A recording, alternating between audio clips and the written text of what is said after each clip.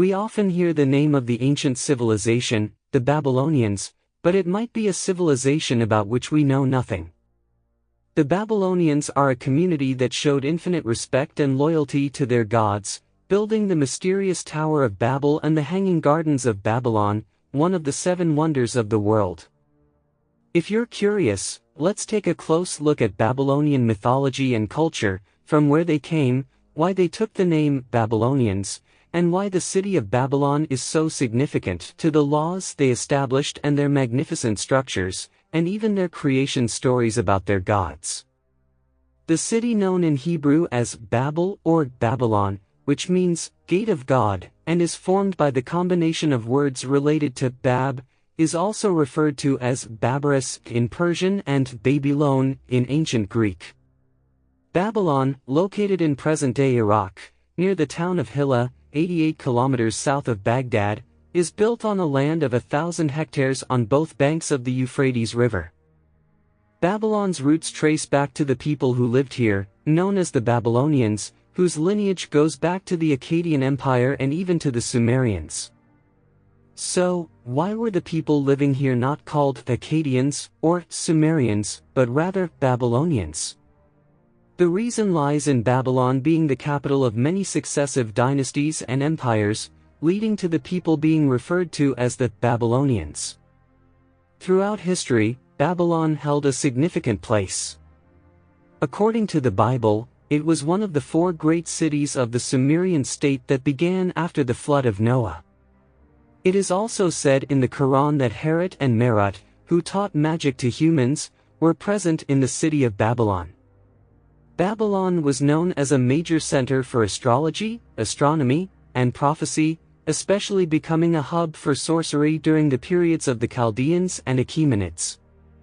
Babylon was considered one of the largest cities in the ancient world, with 8 major gates, according to Herodotus. The city included a temple, 2 palaces, intersecting streets, large squares, and avenues. The Hanging Gardens of Babylon, one of the 7 wonders of the world, is mentioned in Herodotus' historical book. Throughout history, Babylon remained one of the most important places in Mesopotamia. For example, as narrated in the Bible, it was one of the 4 great cities of the Sumerian state that began with the rule of Nimrod, the grandson of Noah. In the Quran, it is mentioned that Harut and Marut were in the city of Babylon. In some interpretations or legends, it is said that these 2 angels, known as Harvatat and Amratat in Zoroastrianism, Arioch, and Mariach in Judaism, and Muruts in Hinduism, were hanging upside down in a well in Babylon. Among the structures that contributed to Babylon's significance was the Tower of Babel. The Tower of Babel, mentioned in many sources, is believed to have existed since the Sumerian period and is thought to have been commissioned by Nimrod. However, there is no definitive information on this. It is believed that the Tower of Babel had a square base measuring 91 by 91 meters, resting on a height of 75 meters consisting of 6 diminishing tiers. At the top, there was a 7th tier that no one could climb, reaching a height of 91 meters. It is thought that this top tier served as the sacred chamber of Marduk, the chief god of Babylon, and held important religious items for the city. As for the states established over the city of Babylon, which ones were they? The rule of the Babylonians begins with the ancient Babylonian dynasty known as the Amorite dynasty, in 1894 BCE. The dominance of this group, also known in history as the Amorites, ends with the emergence of other significant states, such as the Kassites, Assyrians, and Chaldeans. During these historical stages, 2 crucial periods stand out. The first is the period of the Amorites under the rule of King Hammurabi, the greatest ruler of the Babylonians, known for his laws. The second is the period during which Babylon experienced its peak, famous for the construction activities mentioned by the historian Herodotus, especially the Hanging Gardens of Babylon, considered one of the 7 wonders of the world. The rule of Babylon comes to an end in 539 BCE when the Chaldean Empire, which rapidly lost its political and military power after the death of the second Nebuchadnezzar, is conquered by King Cyrus of Persia. We will delve into the reigns of Hammurabi and the second Nebuchadnezzar in detail. Firstly, let's take a closer look at the first Babylonian dynasty and its greatest ruler, Hammurabi. In 1894 BCE, an Amorite leader named Abum seized a land that included the relatively small city of Babylon and established the first Babylonian dynasty without bothering to give himself the title of Babylonian king. Sinmuballit, who later took the throne of this dynasty, is considered the first Amorite ruler of Babylon. Hammurabi, the son of Sinmuballit, would become the most important ruler of the Babylonians, elevating the dynasty to an empire. Ascending to the throne in 1792 BCE, Hammurabi, during his reign, faced neighboring states such as the Assyrians to the north, the ancient Ebla kingdom dating back to the 4th millennium BCE in the southeast, and the Elam kingdom to the east. Sinmuballit had made agreements with small city-states and won a war against the king of Larsa. However, due to the presence of powerful states around Babylon, Hammurabi's ability to maneuver was challenging. Nevertheless, he decided to make a military move against the Elam kingdom, leading to Babylon's expansion in the southeast and attempts to control the future basin of the Persian Gulf. From 1755 BCE onwards, Hammurabi established significant political unity in Mesopotamia. With control over trade routes, he now possessed great wealth in precious metals such as silver, copper, and lapis lazuli. This was one of the most important reasons that made Babylon famous. Another significant factor that made Hammurabi famous was his codification of laws, consisting of 282 articles. While there were previous laws, none were as comprehensive as Hammurabi's code. Using these laws, Hammurabi compiled a collection and simultaneously prepared a new law, taking into account the needs of the time. The presence of numerous copies of the law is an indication of its widespread application. Hammurabi's code consists of a prologue, an epilogue, and 282 legal articles. Its comprehensive structure is the most significant feature that sets it apart from other laws. The prologue, filled with praise for the chief god Marduk, discusses how and why King Hammurabi was chosen by the chief god Marduk and the justice god Shamash. It also emphasizes that the king's justice brings correctness, peace, and prosperity. The epilogue, in addition to the same topics, mentions that the oppression of the poor by the rich and the weak by the powerful is prevented. Additionally, it advises future kings and people to adhere to this law, implying that they will be cursed otherwise. The other 282 articles can be classified as follows. 1. Articles 1 to 5. These articles were related to procedure. They included sanctions for crimes such as witchcraft, assault, or crimes deserving death and unjust judgments by judges. 2. Articles 6 to 25. These articles pertain to people's rights and ownership of property. They also included provisions related to military regulations, safeguarding the property of soldiers, including their wives. 3. Articles 42 to 65. These articles contained provisions related to agriculture, animal husbandry, and farmers. The most famous copy of the Code of Hammurabi is currently housed in the Louvre Museum. 4. Articles 65 to 100. These articles were related to financial relationships, landlord-tenant relationships, and fees for services. Some sections were erased, but when examined with other copies, it was determined that these articles were related to financial relationships. 5. Articles 100 to 112. These articles dealt with the rights and responsibilities of merchants and provisions regarding female tavern keepers. 6. Articles 113 to 126. These articles concern debts. They included provisions on the repayment of debts, the pledging of family members due to debts, and their redemption. 7. Articles 127 to 195. This section constituted the longest part of the law.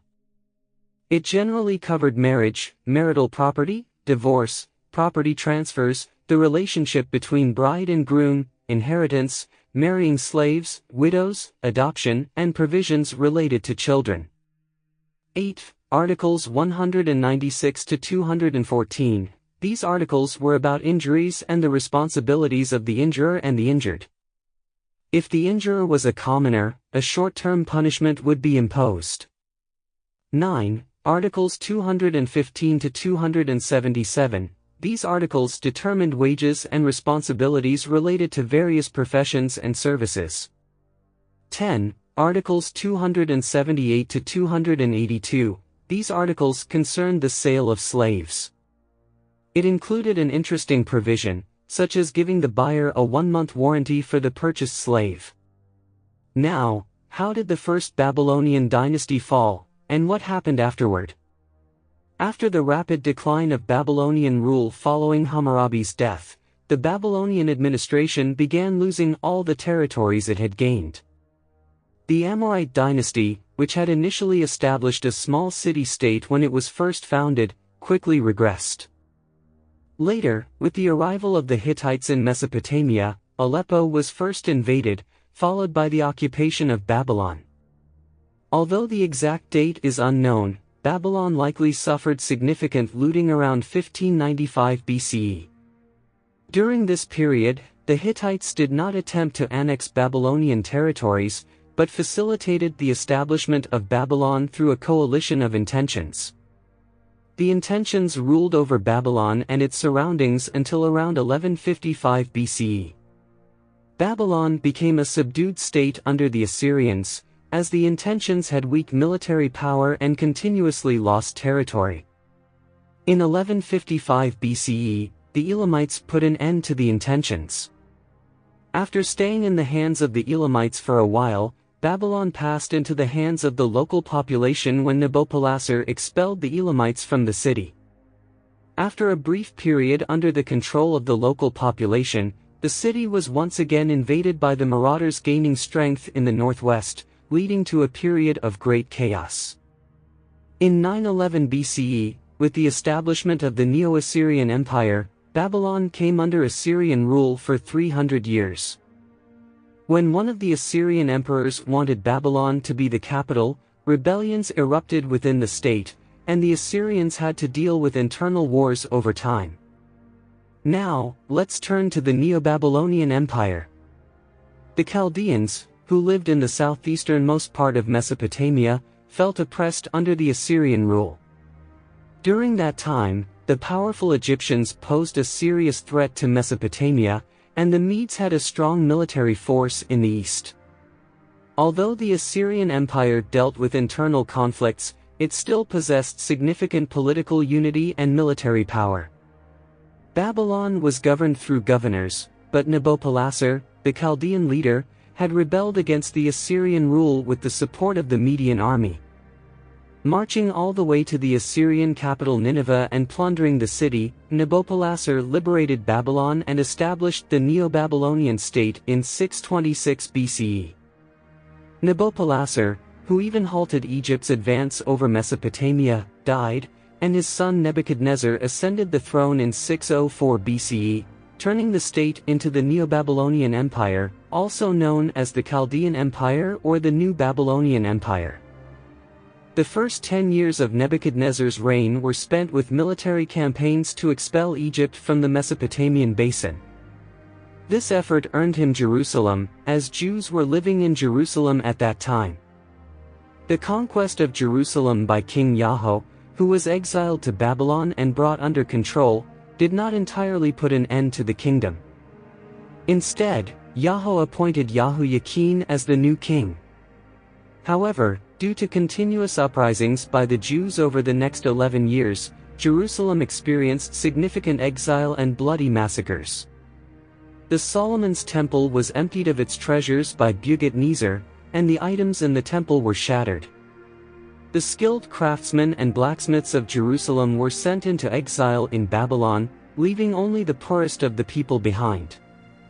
Nebuchadnezzar, who had appointed a king for the Jews again in 587 BCE, completely ended the kingdom of Judah by suppressing a rebellion led by the newly appointed king in the 9th year and annexed Jerusalem as a province.